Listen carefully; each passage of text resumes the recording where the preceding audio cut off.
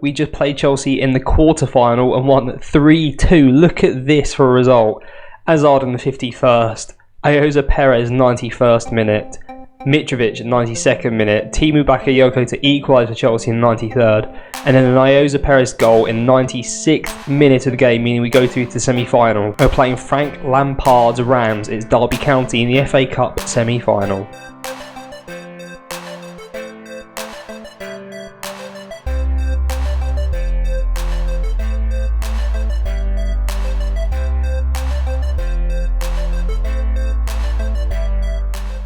Hi guys, welcome back to Being Sir Bob. I am TedRedwood/Ed. Never going to get comfortable with that. And today we are playing Derby County in the FA Cup semi-final. We'll see about Wolves. It depends how I'm feeling. It could be a high or a low, so I might just want to leave it. But yeah, lots happened since we last met, especially that FA Cup tie. So I last saw you for this Tyne and Weir game in the FA Cup 5th round, which we beat Sunderland 3-0 in, and the 4-1 loss at Huddersfield, which is an absolute disaster. Since then, we've gone really well in the league. We actually lost 3-0 to Arsenal, where it was just 3 highlights, and that was it. They were all goals, and we just didn't show up. We then beat Man City 4-0 at home. Benjamin Mendy got sent off in the 65th minute for him, but we actually scored all 4 goals prior to that. Matt Ritchie, Mitrovic, Lascelles and Pasalic on the score sheet. Before we thrashed West Ham 3-0, Mitrovic on the score sheet again with Perez and Mbemba. Then a 2-0 win away at Palace, which is quite even. They actually had more clear-cut chances, but we were just quite clinical. This own goal from Scott Dan was unlucky to be an own goal, but Mitrovic and Scott Dan own goal there. Before we made hard work of 2 games in a row. So the first game is Bournemouth, where we went 1-0 up, then 2-1 up. Josh King equalised in the 89th minute, but then Marko Grujic scored in the 92nd to give us the victory there. And like I mentioned in the intro, we just played Chelsea in the quarter-final, and I thought we were out of this. We created a couple of good chances, but Hazard always looked dangerous. And then to score in the 91st, 92nd and 96th minute to win it. Let's look at Perez's 96th minute goal just for laughs. So by this point in the game, we'd gone to counter, and I wasn't expecting much when we had a free kick. It's like the 95th odd minute there, and I thought it was just the end of the game because it was only 4 minutes of added time signal, but obviously with 3 goals already scored in added time, it was always going to be extended a bit. But yeah, much rotated side. We had 2 injury concerns in the first half. Matt Ritchie and Valon Berisha both going off as right wingers with injuries in the first half, so we ended up with a bit of a mishmash of a team. Manquillo come in to cover. Garrido, I would say, is a rotation option, but he's performed really well for us, so he's come in. A couple of the youngsters on the bench as well. We brought in the Italian youngsters. Ben Arthur played, Shelby's played, even though I'm trying to get rid of him. So a real surprise that we came away with that with a win, but it means we're in the semi-final of the FA Cup. But lots has gone on behind the scenes. I'll sort this by potential ability because we have had our youth intake, and these 3 guys at the top, apart from the guys on loan, are all pretty fresh in it. Nothing too remarkable.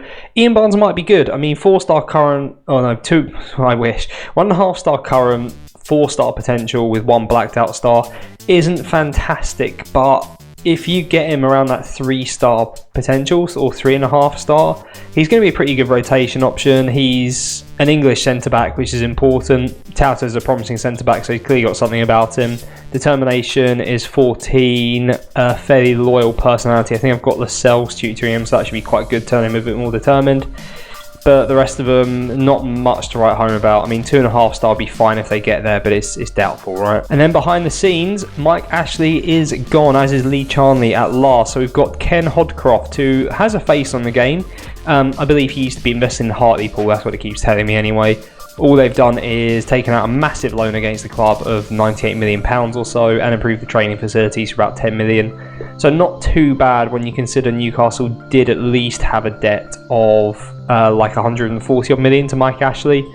So actually it's reduced the debt, just now we're actually paying it off at about 800 odd K a month, which is a bit of a nightmare. In terms of today's opponents, Derby, managed by Frank Lampard. They are 5th currently in the Championship. Looks like they're just about holding on to that playoff place. They've got a much better goal difference than Middlesbrough, so that's probably secure. So they're pretty much where they always are, really. But we have got the team ready. I was playing this on the train home today, so I've got a rough idea what's going on. We'll go through the team now. So we've got Rajkovic in goal, Manquillo, Lascelles, Mbemba and Garrido at the back, Hayden, Pasalic in the middle, Berisha and Axel on the wings, and Mitrovic and Perez up front. So I did kind of want to play Freddie Woodman, but we're so far into the competition that I'm kind of scared to now. So I'm just going to hopefully give him some time in the league because we're pretty set in 10th place. I'll show you that in a second. But yeah, it's a pretty strong side. Manquillo retains his place after being in the last game, which is a good win. Berisha has recovered in time. Hayden, I'm just giving some game time because I quite like him. He's pretty solid, so I kind of want to keep him happy. Pazlic has started coming good, which is nice to see. He's obviously a very good player, but hadn't really performed that much until recently. Shelby's not done a lot. Gale's just back from injury, hence why Mitrovic and Perez start up front. Although it's not as cut and dried as you'd think it would be, because our front three, if you look at Mitrovic 13 goals, Perez 19 goals, and Gale 10 goals. And that's without Perez being able to play up front, apparently. Apparently he's accomplished, but not really. He sort of came in as a striker, though, I think, when he first arrived, but he's really flourishing in that false nine role. 16 goals in the league this season. He's doing really well. It's the most productive season by far for us. And today, in real life, Mitrovic has just gone to Fulham, which I'm a bit sad about, but I can get why they've done it. But yeah, he's banging the goals for us, so we'll get involved with this team. We've offered a load of players out. Lejeune's on his way. Keesing Yang's on his way. Hopefully Clark will be soon as well, but he did just reject Southampton. Murphy I've offered out, Rolando Aarons and Dummett. Diame's contract is up at the end of the season. So I'd say we've still got a pretty good core of the players that were here at the start, but we're trying to refresh things in sort of subs and backups to try and make it a bit younger, maybe get a bit of an English feel to it as well. I know we've signed a lot of strange regen Italian youngsters, but I'm hoping to get some English backups as well. And finally, just about remember, before we get into the game, we are 10th in the league. We're 6 points clear of Watford with a much better goal difference, and we're 5 points behind Huddersfield. I'd like to get 9th, but at this stage I'm more bothered by potentially winning a cup. We're in a semi-final. How ridiculous is that? Cardiff are already down. Burnley are down as well, so we can start pilfering some of their players, and then Brighton look like they might be the final side. We'll see. There's going to be some players I'm interested in at those clubs, so we'll have a look. Final bit of news, I guess, is looking at potential opponents in the FA Cup final. The strange thing is we played 5th round ages ago, but I think because of Chelsea's commitments, because I think they're still in the Champions League, Arsenal in the Europa League, it just kept getting delayed, and then we had an international break, and it's been crazy. I've been waiting for this game for so long.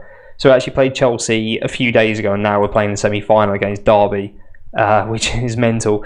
But I've actually looked at the other side, and Watford beat Man City on the other side of the draw. So this is the best chance we're going to get for a number of years to win something with Newcastle. I might be doing it in the first year in charge, not even a year in charge. And that'd be outrageous when you look at the form earlier in the season compared to where we are now. Well, I thought I was going to get sacked here. I didn't have one meeting, strangely, but I think if we'd have lost to Arsenal and still lost to West Ham, then we'd have been in trouble, because that would have been, like 10 games in a row or something. But no, we're going well, and we might be in Europe next year. So we look at Derby's squad now very quickly. Obviously, in real life, they've got a lot of ex-Premier League experience. You can see that here. So they've got Scott Carson in goal. Must be getting on a bit now. He's only 33. Is that all? That's crazy. Scott Carson in goal. Todd Kane, Curtis Davis, Andre Wisdom, and Matt Lowe at the back. Max Lowe, sorry. I've actually scouted him. He looks all right, but I think he's probably better without the database update. So he's a year younger. Probably got a lot more time to fulfill that potential. I probably won't get him, but you never know. Yeah, he's still going. Wow, Bradley Johnson, Joe Ledley, Craig Bryson, yeah.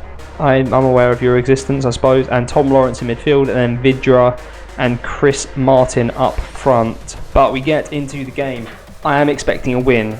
As much as Derby are okay, we are beating teams like Man City and Chelsea, so we should really be beating Derby. And it looks like they've got a couple of fitness concerns as well. They've also got our young French winger on loan, but obviously they can't play him against us, but that's nice for them. He's doing okay there.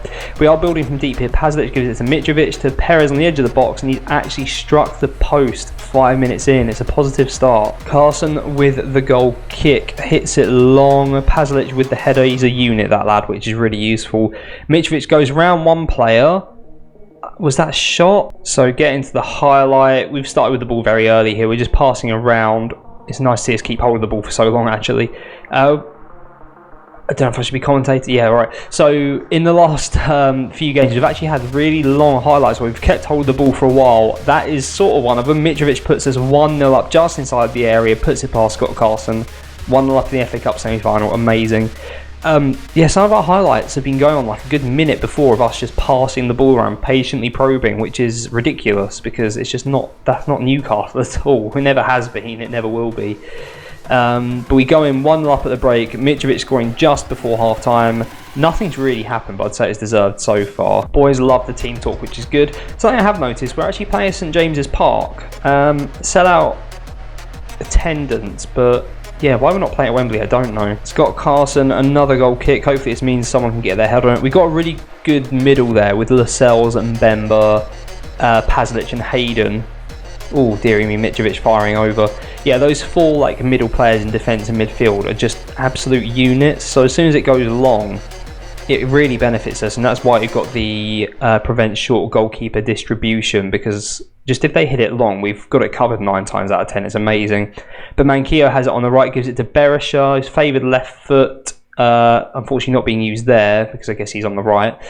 But Manquillo's cut in incredibly far, gives it to Atsu, who burns round this man, not past him, crosses it in. Pasalic with the header, we're 2-0 up, and surely we are Wembley bound. 66 minutes gone, I'm going to make a few changes. We've looked incredibly comfortable. Berisha is struggling a bit because of the injury the other day, so I'm going to let Harrison Overfield come on. So he actually has started the game already at the club. Like I mentioned in a previous episode, because we did the database update, loads of youth players have been released, and I guess the game fills out the youth squads because I've put it to do that for clubs that need players. He looks okay, crossing, dribbling, first touch, passing technique, all around the same sort of area. Not fantastic, but he's got a good work rate, he's got really good physical, determination 14, fairly professional, so I quite like him.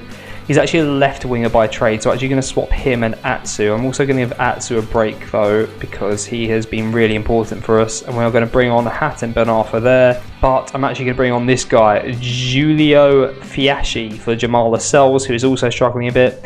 So Fiaschi is one of these Italian youngsters we've signed up. He came from Bassano, who I've never heard of. 18 years old, 1.5 star current, 5-star potential, so he might be a bit out of his depth in this game, but we'll see. 16 determination, spirited, which is good. Decisions of 15, bravery of 14, composure and concentration could do a bit of work, but he's strong. He's not incredibly slow. Technicals could do with a bit of work, but yeah, pretty solid. Garrido and Ben Arfa have both had their contracts extended to the end of next season. They've performed really well. And they've hit the triggered extension amount of games. That was really badly said. You know what I'm trying to say though. But Derby are coming at us with just over 3 minutes left, which is all injury time. Blackman crosses it in. I was going to say, oh, Vidra scored. Ugh, don't want the Cameron Jerome scoring against you, because that'd be a disaster and embarrassing. But Matej Vidra scores to give us a nervy end. I've gone to counter, and it looks like we've seen the game out. We're in the 94th minute. Mitrovic on the right, end the game, or score a goal. Ben Arfa's there. Hayden. Pasalic hits the post. Ball gets cleared. We're going to Wembley. Yes! So there it is, a 2-1 victory over Derby. They gave us a slight disturbing moment at the end, but that's fine. Overfield picked up a little injury, 5 to 7 days. That's fine. We received 900k for appearing in and winning the semi-final. We're going to play Watford in the FA Cup final at Wembley. That's just crazy. Again, if you had told me, so we took over this Cardiff game, then we won, and then we lost all these games. If you had told me then that we'd be 10th and have an FA Cup final at the end of the season, it'd be crazy. Absolutely crazy. So I think we already know what the next episode is going to be. We are going to finish up in the league against Everton just to see where we finish. It's probably 10th, but you never know. And then we're going to play Watford in the FA Cup final. So time to get the kids out for a couple of games, I think. But if you have enjoyed that, then please do smash a like and subscribe, comment, let me know how it's going. I think it's going really well. I mean, we've made a profit of 77 million this season. How is that possible? Is that just to do with the takeover and then pumping money in? Probably. Anyway, I am delighted. We've got an FA Cup final to look forward to. We might be doing a lot better than Sir Bob in a couple of weeks' time. But join me for that FA Cup final. Find out where we finish in the league. It doesn't matter anymore. We're in the FA Cup final. I'll see you then. Cheers.